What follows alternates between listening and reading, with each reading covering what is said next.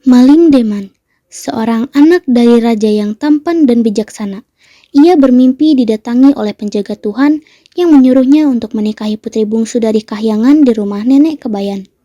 Suatu hari, Malim Deman pergi ke rumah nenek Kebayan dengan banyak pengawal. Namun dalam perjalanan, para pengawal Malim Deman mati satu persatu. Dengan melewati banyak rintangan selama perjalanan, sampailah Malim Deman di rumah nenek Kebayan dan mendapat bantuan darinya dengan cara Malim Deman mencuri selendang milik putri bungsu. Karena selendang milik putri bungsu dicuri, putri bungsu tidak bisa kembali ke kahyangan. Akhirnya, nenek Kebayan menikahkan putri bungsu dengan Malim Deman. Setelah beberapa lama kemudian, Malim Deman dan istrinya pun kembali ke Banda Muar. Sesampainya di sana, sambutan makan besar diadakan. Malim Deman pun dinobatkan menjadi raja. Tidak lama dari itu, ayah Malim Deman jatuh sakit dan meninggal. Setelah ayahnya tiada, Malim Deman jadi lalai dalam memerintah negeri. Setiap harinya, dia hanya asik berjudi.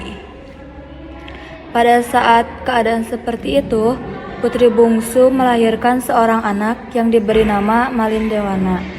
Seiring berjalannya waktu, Malim Dewana pun beranjak dewasa. Tapi Malim Deman tetap tidak mau pulang ke istana untuk menemui anaknya. Putri bungsu sudah sangat sebal dengan kelakuan suaminya itu. Kebetulan juga dia menemukan lagi selendangnya. Putri bungsu pun memutuskan untuk pergi kembali ke kahyangan bersama Malim Dewana dan meninggalkan suaminya itu. Setelah putri bungsu pergi, Malim Deman menyesal. 7 hari 7 malam, dia tidak tidur, tidak makan. Dia hanya menangis saja. Akhirnya dia bertekad untuk mendapatkan istri dan anaknya kembali. Dengan susah payah, akhirnya dia sampai ke rumah nenek Kebayan dan bertanya di mana ia bisa mendapatkan burung borak yang dapat membawanya pergi ke kahyangan. Dengan bantuan nenek Kebayan, dia mengetahui bahwa Putri Terus Mata menyimpan burung borak tersebut.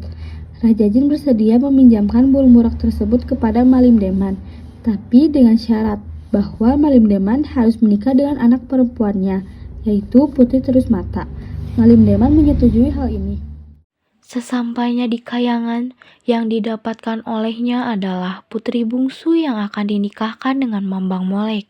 Lalu, Malim Deman bertaruh dengan Mambang Molek dalam berjudi, dan Malim Deman mengalahkan Mambang Molek. Maka dari itu, timbullah perkelahian antara keduanya. Mambang Molek pun terbunuh bersama dengan saudara-saudaranya. Setelah saat itu, Malim Deman memutuskan untuk kembali menikahi putri bungsu yang kedua kalinya. Selang beberapa lama, Malim Deman dan keluarganya memutuskan untuk turun kembali ke dunia. Setelah kembali, pernikahan dengan Putri Terus Mata pun diadakan. Selanjutnya, Malim Deman menjadi seorang raja yang sangat bijaksana, lagi gagah, dan berani. Selain itu, raja yang memiliki 3 istri ini juga sangat sayang kepada putranya. Cerita mengenai pernikahan putri bungsu dan manusia tidak hanya ada dalam sastra Melayu, tetapi ada dalam sastra di beberapa daerah seperti Minangkabau dan Aceh. Di salah satu negara, yaitu Tiongkok, menceritakan hal yang sama. Namun bedanya, sang putri bungsu menikahi seorang anak gembala. Yang aneh pada alur ceritanya adalah hikayat Malim Deman yang terdapat di dalam bahasa Aceh. Hikayat Malim Deman yang di Aceh ternyata telah menyatukan plot hikayat Malim Dewa dan hikayat Malim Deman. Kecuali menikah dengan putri bungsu, ia juga menikah dengan 2 orang putri lainnya yang mengalami nasib yang malang, yaitu Putri Aloih dan Putri Meredan Dewi. Putri Aloih diculik setelah negerinya dikalahkan oleh negeri Cina.